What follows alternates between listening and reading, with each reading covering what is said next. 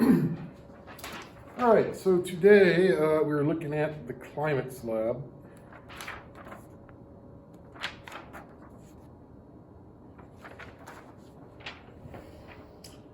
Now, before we do that, a little background here.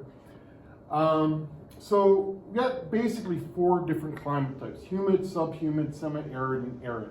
Arid is another word for dry, so it's basically semi-dry and dry. And how we determine whether an area belongs in these, which section here, is based on something called the PEP ratio. All right, PEP ratio. So if something has a PEP ratio less than 0.4, it's arid. If it's 0.4 to 0.8, it's semi-arid. 0.8 to 1.2, subhumid, or greater than 1.2, it's humid.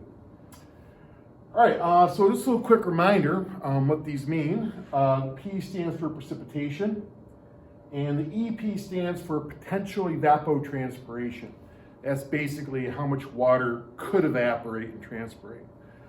This is directly related to temperature. So the hotter it is outside, the bigger that number is. The colder it is outside, the smaller that number is.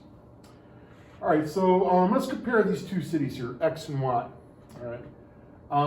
They both have the same precipitation, 40, but city X, because it's a little bit colder, it has a smaller EP. So let's call X the cold city and Y the warmer city. Okay. But anyways, so since X is colder, it has a smaller EP, less water could evaporate.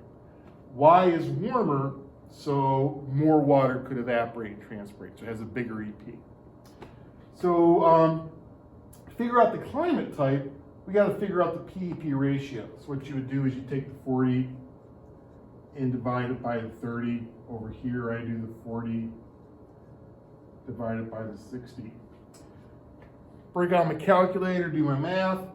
40 divided by 30 works out to be 1.3. That's the PEP ratio. 40 divided by 60 on my calculator works out to be 0.7. So that's its PEP ratio. So when I look up here, 1.3 is greater than 1.2. So city X has a humid climate. City Y, 0.7, falls into that range right there. That is a semi-arid climate. All right. So even though they both got the same amount of rainfall, because they had different temperatures, city X is a more humid climate than city Y is, because in city Y, it's warmer, so when it rains, more of that water just turns around and evaporates and goes back up in the sky. Where here, city X is cooler, so when it rains, not as much evaporates, which means more of the water can kind of hang around the surface and soak into the ground and go into streams and lakes and stuff like that. All right, so that's what these PEP ratios mean. It's the number that we use to figure out what climate type it is. All right. Now, for the lab.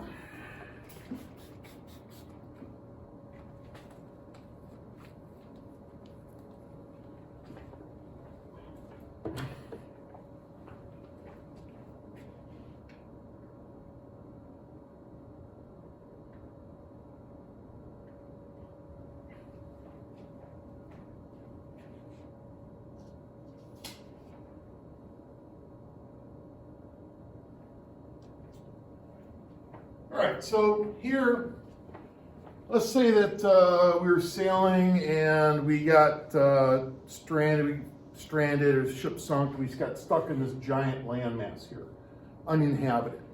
And what I had people do is go around and take temperature readings and precipitation readings throughout this big landmass.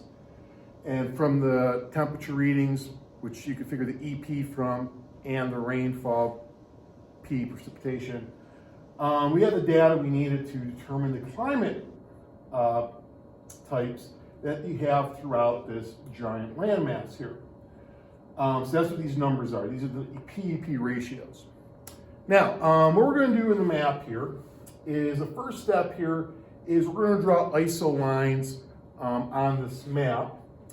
And the ISO lines on this map are going to be used to differentiate between the four different climate types. So,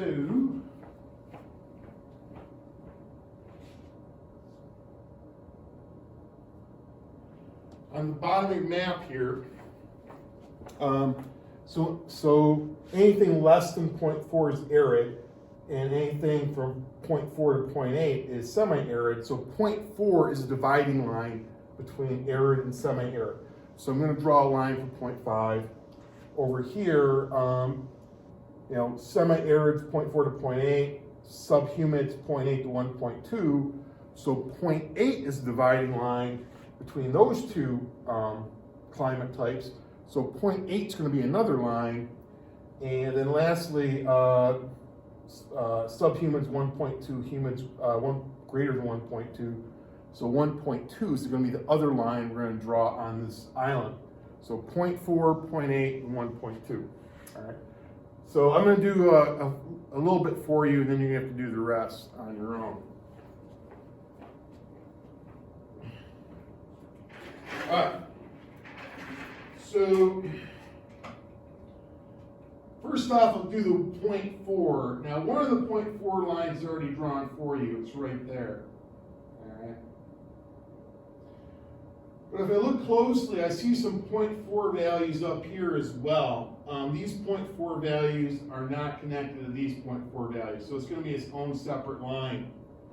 So I'm going to draw, there's 0.4, there's 0.4, there's 0.4, 0.4, 0.4, 0.4, 0.4. Now, when you ever draw ISO lines, you either have to circle up or go off the sides of the map. I can do either, it'd be okay. I'm probably going to have them circle up though. So there's my 0.4 line. Okay. Next, I want to do a 0.8 line.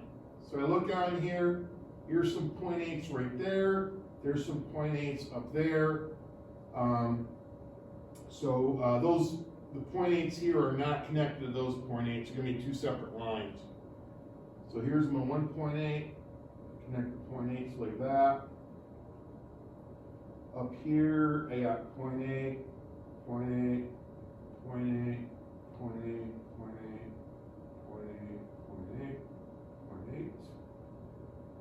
0.8, 0.8, 0.8, 0.8, 0.8. In this case, I'll have them go off the side of the map. All right.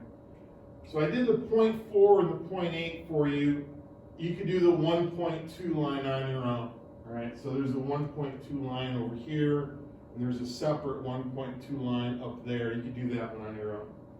All right. So once I have those done, what I'm going to do next is I'm going to you're going to need colored pencils, and you're going to pick a color for each one of these four climate types. So for example, let's say I picked red for arid. Right?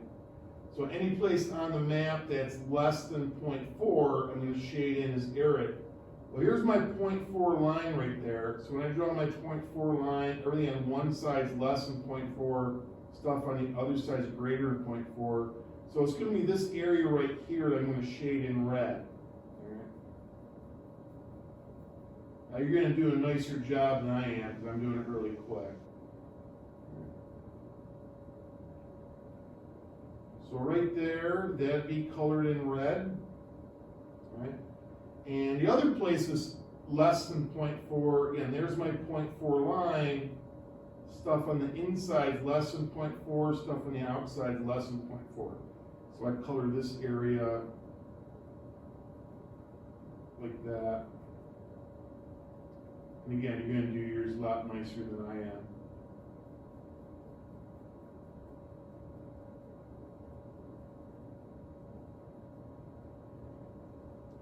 All right. And then say, for example, I use blue for semi-arid, 0.4 to 0.8. All right. There's blue. There's a 0.4 line. There's a 0.8 line. So this area here, I shade in blue like that.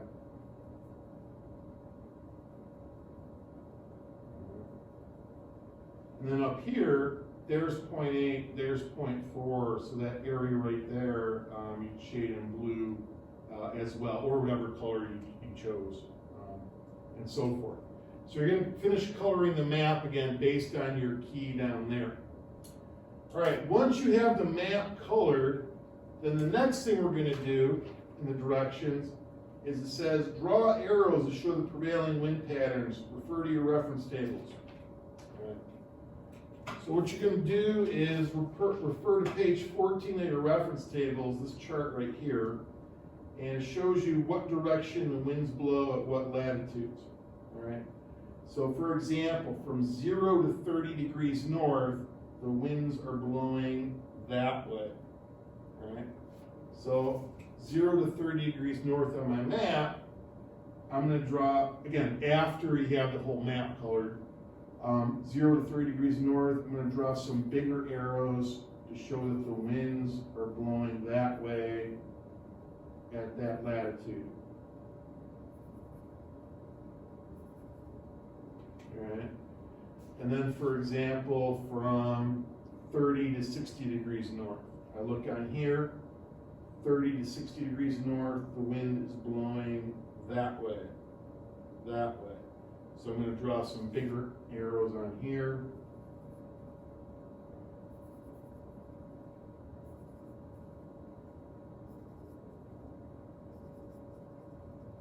All right.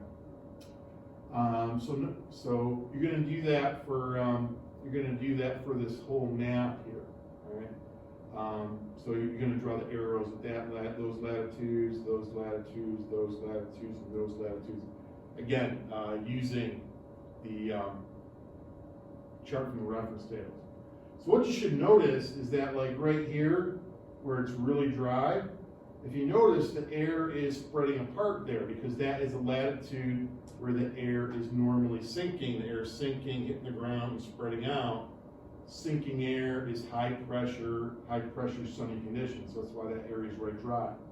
And like right here, you should find out the arrows are coming together. That's a very wet area because where the arrows are coming together, the winds come together and then they rise. So that area right there is a section of low pressure, and low pressure equals rain. Okay. But then once you got all the arrows done for the whole map, then you just have to answer the questions that go with it. All right, and that is the lab.